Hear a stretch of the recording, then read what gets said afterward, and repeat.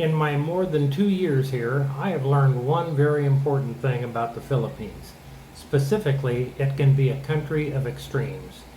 And the one area of life where it seems to be on the fullest display is in the way people treat their animals. I will explain in today's episode of Escape to the Philippines.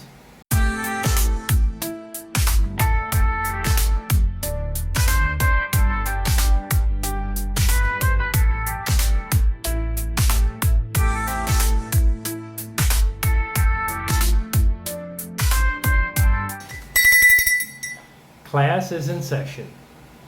I'm a dog lover. From almost as early as I can remember, my family had a pet dog.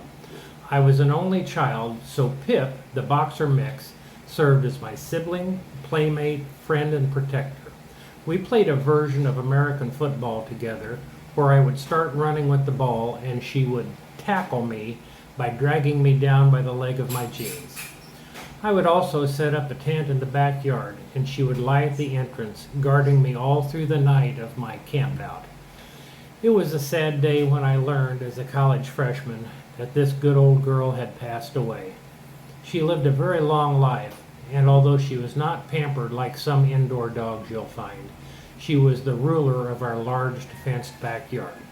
She never had to worry about where or if she was going to find her next meal or drink of fresh water. That was many years ago, but when I recently met my Filipina partner's big dog, I recognized the nearly identical size and coloring as that of my beloved childhood pet. Frankly, her dog's booming voice coming from his cage was intimidating, but after he realized that I was a friend and not a foe, we became good friends. Now acquainted with me, he is no longer relegated to the cage. He comes up to me, turns around and sits, as if to say, "Here's my back, start petting." Now there's one big difference between him and Pip. He's a Filipino dog, and as such, he's never been afforded the same level of care. Only recently, after much prodding and complaining by me, was he given flea and tick medicine, and I suspect that when we feed him, we're essentially just feeding worms, because he looks like a bag of bones. Despite that, his lot in life is a lot better than many of the canines in this country. Every day in our older subdivision, stray and owned dogs roam freely up and down the streets. It seems that every house on our street has at least 2 dogs, and as the free roaming dogs pass by their houses, they all start barking wildly.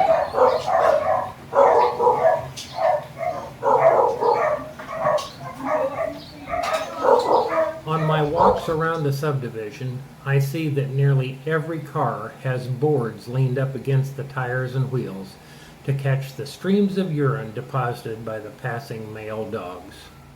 I have a better solution. Spay or neuter your pets and don't let them roam the streets, but you just can't change Filipino attitudes very easily. And that's exactly why every community has an animal bite clinic or hospital, on top of regular hospitals, to treat the unfortunate human victims of encounters with cats or dogs. Can you say rabies? Let's contrast that with what I see in many of the malls.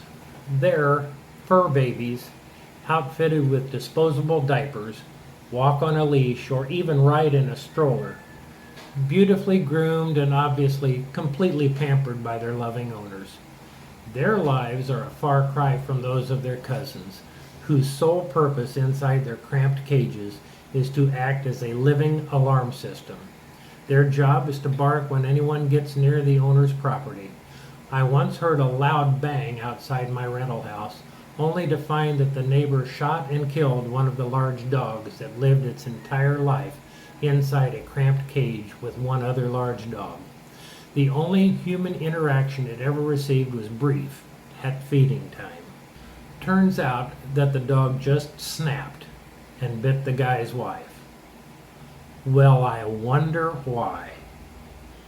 There are many stray cats and kittens here as well. One tiny white kitten showed up on my front porch last summer, and despite my not wanting to encourage it, I felt compelled to at least offer the dehydrated little creature some water. I was still debating whether to adopt it when the next day a neighbor informed me she just saw it being eaten by a street dog. Hey, it's a dog-eat-cat world out there. The Philippines is known as the land where the rooster crows.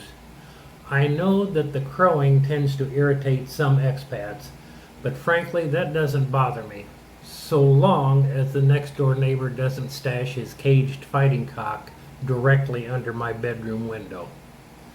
Cockfighting, considered in the West as one of the world's most brutal sports, is commonplace here. Men love to go to the cockfights, where man exploits the territorial nature of these birds for his own enjoyment. A man can pit his rooster against another man's rooster, and the whole gathering of people can place their bets to see who wins. The big losers, of course, are the roosters, who might win in the pit, but could still be so badly injured that they wind up in that evening's dinner pot. These roosters are outfitted with a razor-like apparatus on one leg, designed to inflict maximum damage to the opponent. The fight continues, I understand, until one rooster is incapacitated or dead, or shows no more willingness to fight. The biggest winner, of course, is the owner of the cockfighting arena. An acquaintance of mine manages one such cockpit. At the end of the normal night, he secures for his boss an owner's take of 1 to 2 million pesos at the end of the session. After a large event, that could be as high as 10 million pesos. That's huge money here. Heck, that's huge money almost anywhere. But the best that most of the roosters can hope for is just to live to see another day. So if you get reincarnated, which would you rather be? The sick wild dog roaming the streets in search of scraps to eat? Or the fighting cock facing injury or death in the cockpit? Just me, but I think I'd be okay wearing that disposable diaper and strolling through the air-conditioned mall. Tell me what you think in the comments section, and let me know what other topics might interest you about expat life in the Philippines. Class is dismissed. Thank you for watching. Please like, share, comment, and above all, subscribe. Thank you.